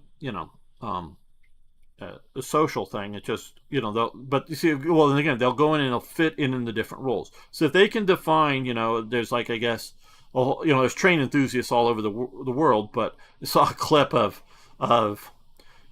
guys in some sort of, home of whatever. I don't know whether it's an apartment or freestanding building, but they had sort of gotten a hold of part of a like older subway door or train door, and had that sort of set up there. And there were 3 guys that were sort of standing there, sort of rocking back and forth a bit while listening to pre-recorded sounds of them riding, or somebody riding on a train, the sounds of it riding on the train, and standing there next to this door, sort of imagining themselves riding on a train. Now, there may be a type of, steam train or whatever that isn't commonly found today, but because they can define these train enthusiasts that want to do this and create an identifiable subculture of doing this kind of thing, they can then go do this and often go to extremes. So, get back to China. Well, China still very much is a collectivist society. China still very much, China has never been able to afford, and I'll also go to, again, within the last week or so, again, something on Twitter or whatever I saw. Some woman, I just wish I didn't have to capitalism. You know, I have to and she was using like capitalism to get my job, and it's just so frustrating. I have to I have to put up with this. I wish, went for communism or socialism or whatever, so they didn't have to capitalism, didn't have to have the stress of their job. The fucking lady doesn't understand that in all these socialist or communist countries, you have to have a job unless you are physically disabled. They'll give even the mentally disabled, you have to have a job.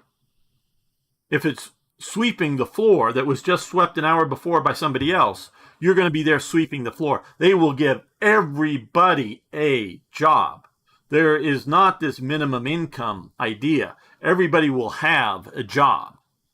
So your capitalism, no, you will be told also from the top down, you will be told to have what job you have. So it's not like you get to go have the job in capitalism that you best can get, that you like the best. No, remember also reading about, I forget who it was, one of the German U-boat aces of World War II that, survived the war, actually, one of the top 10 or whatever. I guess he was from East Germany and ended up staying there. He was assigned to be a gardener at a graveyard. So, and he, definitely thought that this was because he refused to, the East German Navy refused to go into the East German Navy, which supposedly they wanted him to do, but he refused to do that for whatever reason. I don't know if it was an anti-communist move or stressed out over being at sea and doesn't want to go back because of experiences in World War II being a submariner. I can understand somebody going, the old joke is I'm going to put an oar over my shoulder and start walking inland until somebody asks what that is, and then I'm going to stop. Meaning people that aren't used to, obviously people know what an oar is probably, but the idea is getting far enough away from the sea that they won't be, put out by the stress of it. So, so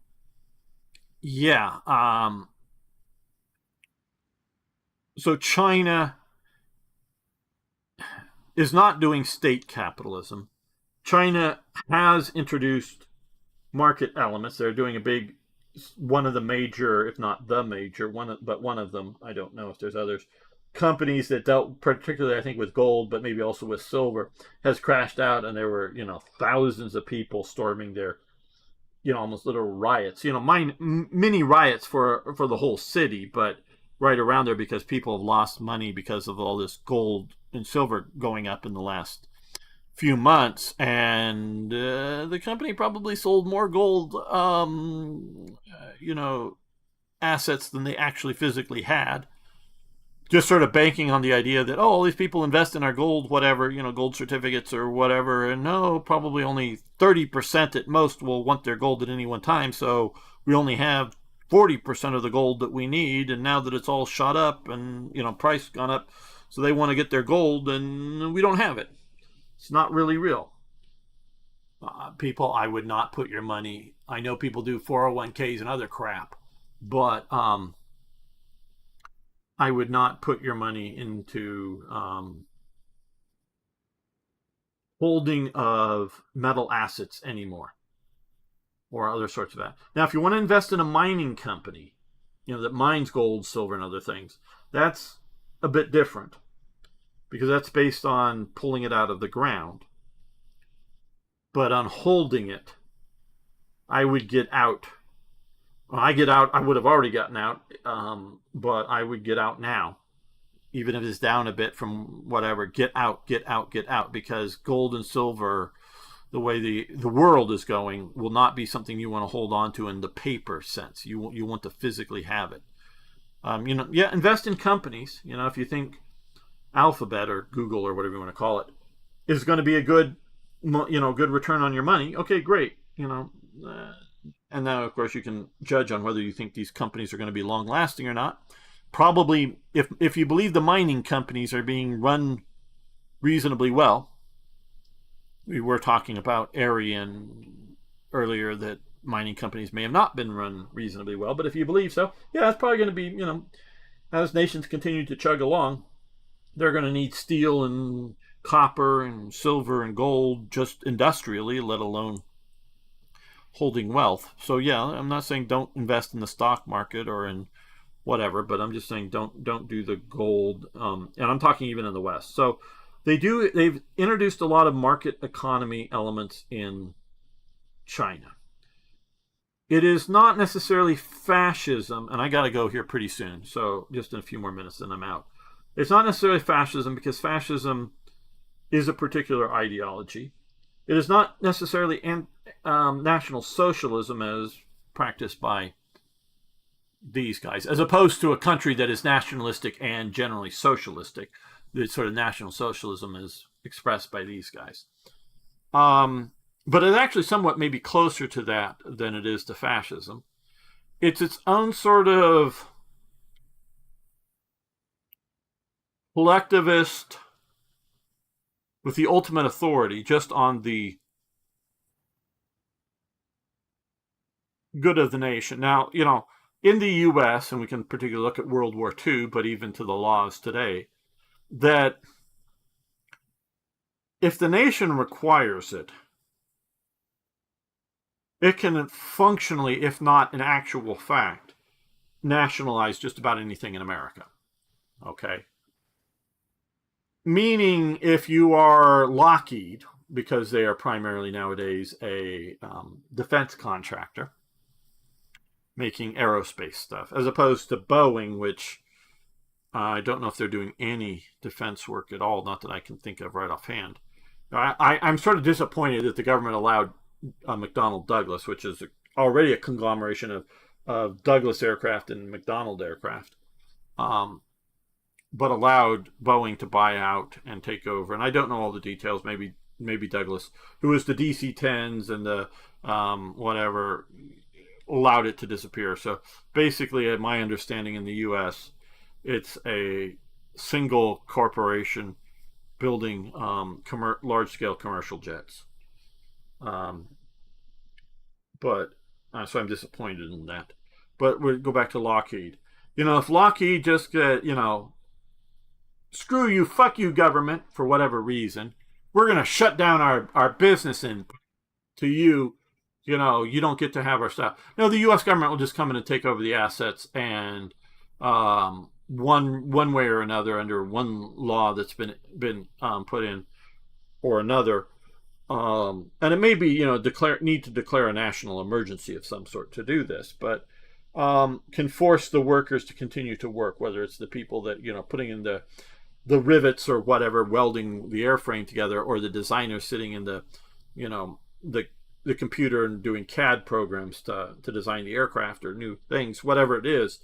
They can literally force everybody and nationalize the industry, but only under certain emergency type conditions, and only if they can't get the company to comply.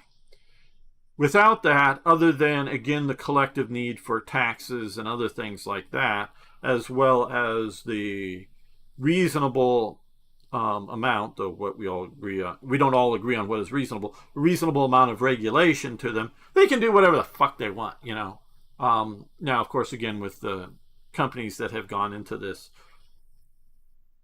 realm, and you can talk to Eric Weinstein about some of the science stuff and what they have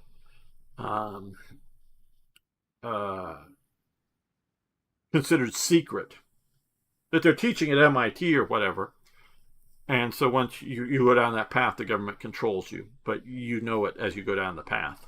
It's not like all of a sudden one day you find out you actually are controlled by the government.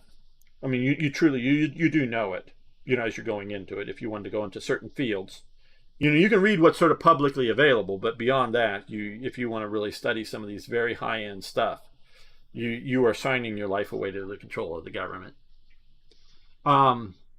But outside of, and that's that's less than a percent of a percent of the population that are doing that. It's just a very high-end stuff. But but generally with somebody like Lockheed, obviously corporate-wise, you have a lot of national security secrets of, the stealth plane technology, etc., etc. Where Boeing is mostly selling, sell most of their aircraft overseas. So, somebody like China can buy one and pull it apart if they want to.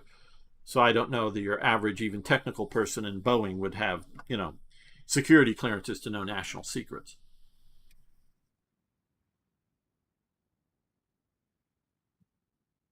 But you mostly can do what you want. And it's sort of that kind of thing with China. I think most of the leadership of China has rejected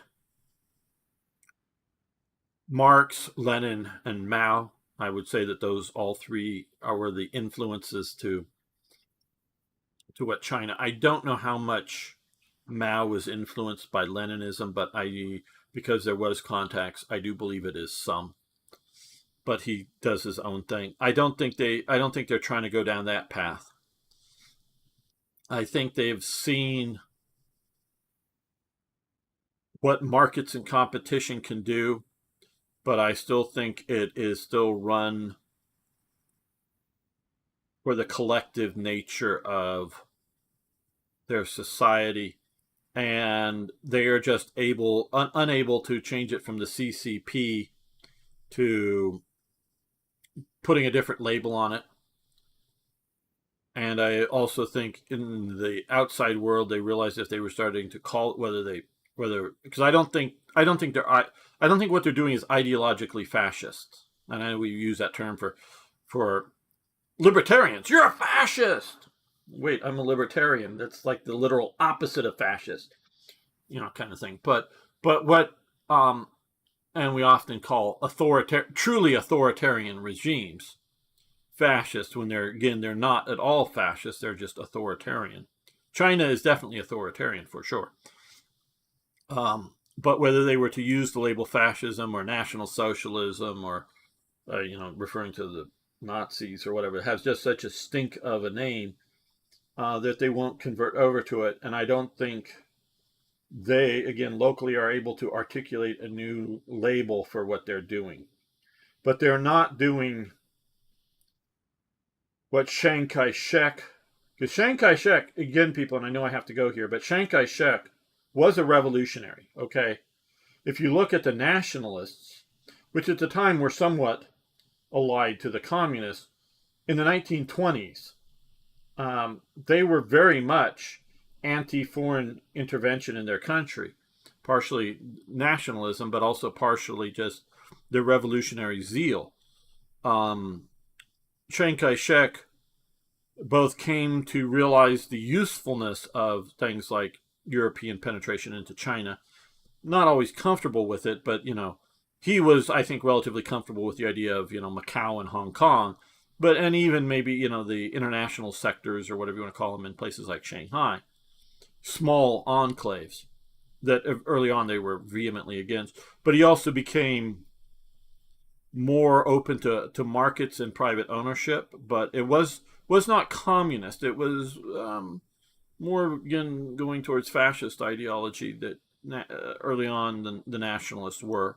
So they moderated. But even when you're talking the sort of authoritarian or the state capitalism of Taiwan after leaving the mainland, they're not nationalist or communist. China is not doing that. They are a socialistic, not so much in the social welfare, hey, yeah, free this, free that, but in the collectivist. And they do obviously allow elites to get very rich. But they can instantly take it away from you. And you do not have, well, you may have a fair trial in the sense that it's seen as they see it, not as I'm calling it fair, but they see it as a fair trial for the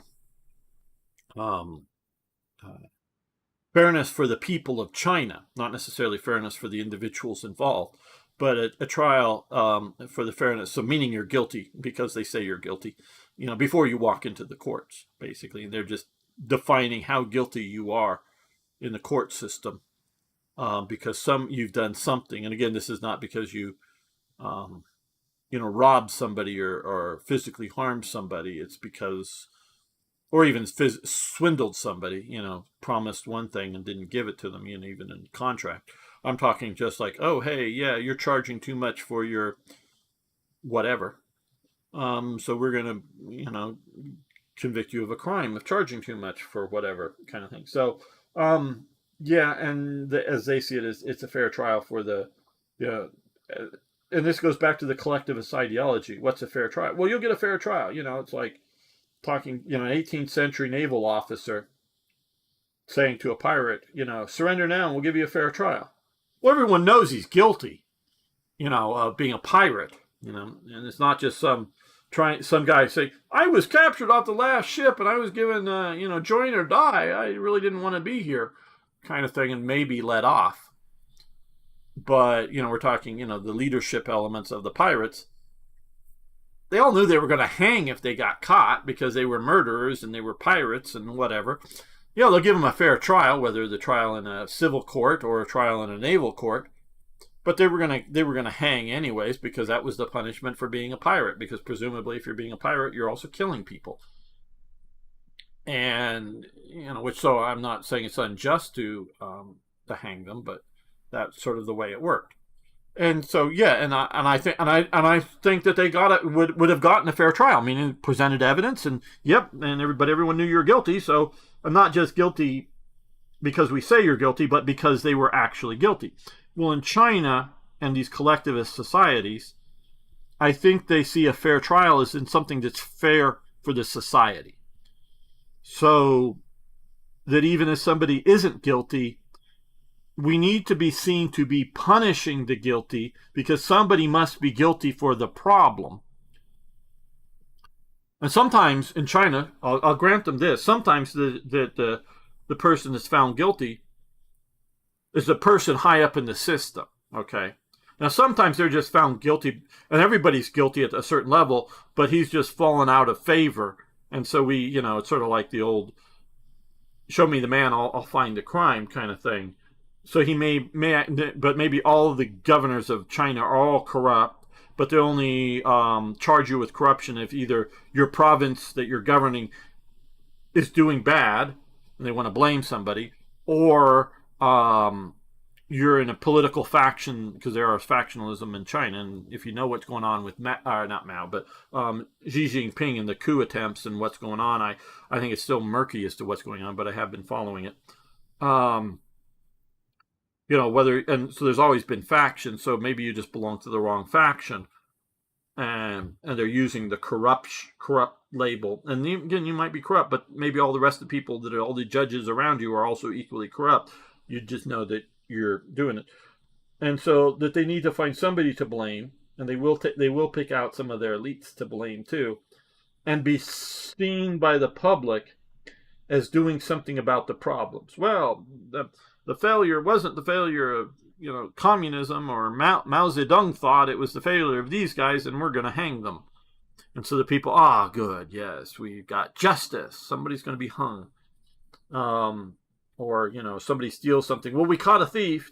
Was he the actual thief? We don't know really, but we got a thief, and we're going to hang him, or we're going to put him in prison. So somebody is blamed for the theft, and people see that, oh, hey, the thief got caught, whether really him or not, So there is that sort of, I think, collective nature of fairness to the society over to the fairness of the individual. Okay, let me just quickly get on the last little bit of chat here, and then maybe ignorant and not dumb. Yes, that goes back. But that's what I'm saying is they conflated the two, ignorant and dumb, and just calling you're dumb and that you're not smart, as in knowledgeable kind of thing. The way they use it. Let's see. Chinese economy is kind of close to not. Yeah, if you truly understand what I've been saying about the nature. Again, I'm going to go, so I'm not going to go into it. The nature of National Socialism is not fascism plus racism. National Socialism, in short, is what China is doing.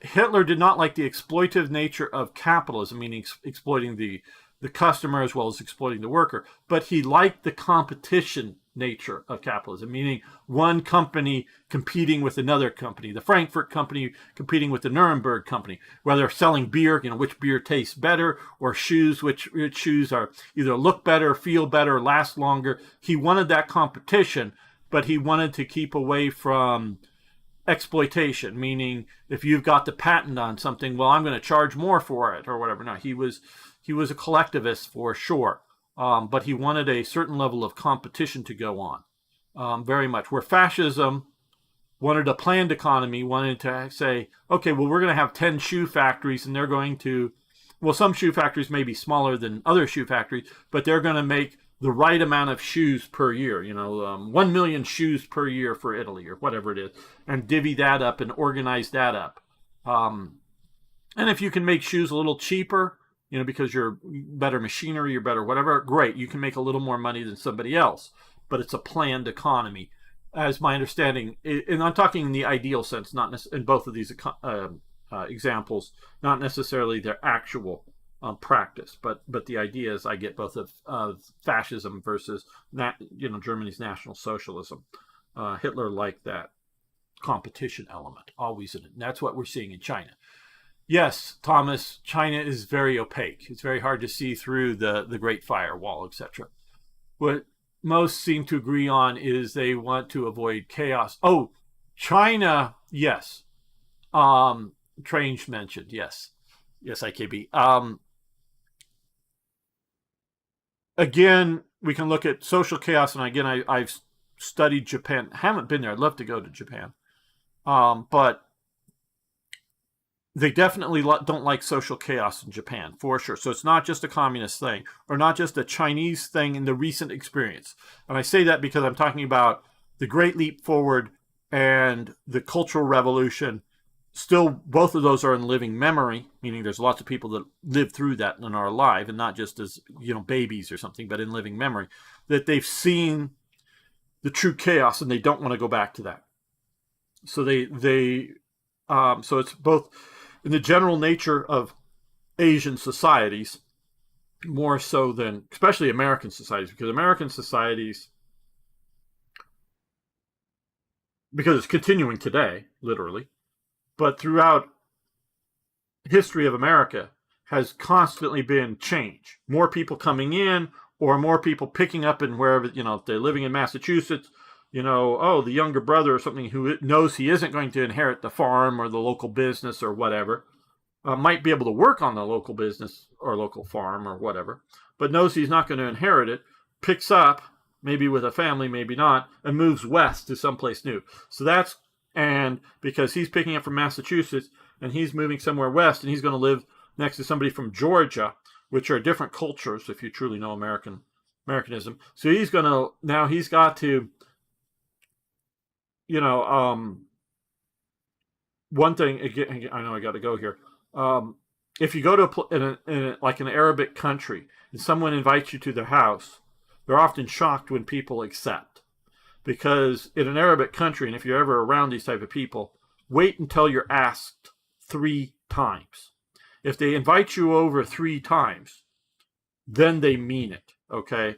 Otherwise, it's just a social convention. Like, yeah, come over to my house sometime. Love to have you over. And I don't know if there's a time limit, like 3 times in one conversation. I have to look that up or something.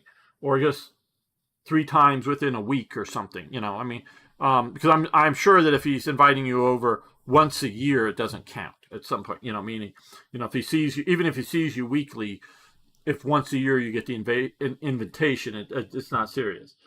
Definitely if he truly invites you 3 times in one conversation, he means, please do come over to my house. So I'm using that as a cultural example that they understand, but when you use it to a Westerner, they take that invitation, even the first time, as meaning an actual invitation, when it's just a social nicety, or doing any sort of activity, not just coming to their house, like, hey, yeah, I got to come fishing with me or whatever. It's once you're asked the 3rd time or more, then it's a real invitation. So, little minor cultural things are going to be different between Massachusetts and Georgia And so these people, again, very, could be both living 200 years, their family goes back in America, both then showing up somewhere out west with different sort of minor social stuff that have to run against each other. So the U.S. has always been this influx and influx in culture and whatnot that Asia particularly doesn't have. So we are much more used to it here in America than you are in Europe. This is why a lot of people think that live there don't think that they have culture. It's because a fish doesn't know he's wet because he's never experienced dryness. Okay, maybe a dolphin knows it because he goes up and gets air. Maybe he does. Definitely a sea lion or a seal who gets out of the water, he understands there's wetness. But a fish doesn't understand he's wet because he's, never really experienced dryness. So when Americans see the exotic nature of Swedish culture, and the Swedes go, we have no culture. No, you have a lot of culture. You have an extreme amount of culture, truly extreme. It's not an exotic or different culture that you haven't experienced and just sort of heard about. But in America, because we have such a mobile population,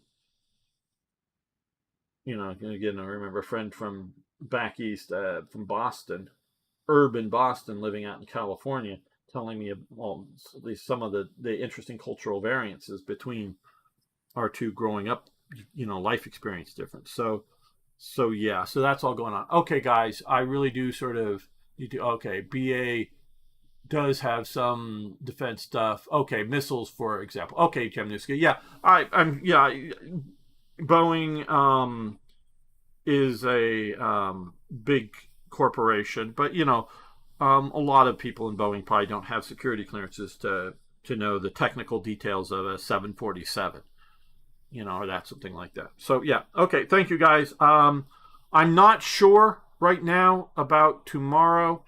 War Thunder. It's sort of a 50-50 whether it will happen. And Monday, I think it's Strategic Command on Slytherin. I should be streaming as well. And definitely, at least currently think I'll be back next weekend. So remember to subscribe or follow. Hope to see you all then. I got a thing I got to get ready and go do, or want to go do. So, thank you. It's been fascinating talking to you. Yeah, not Nick. Oh no, I appreciate the input there, Jemnuska. Trust me, I want you people to interact with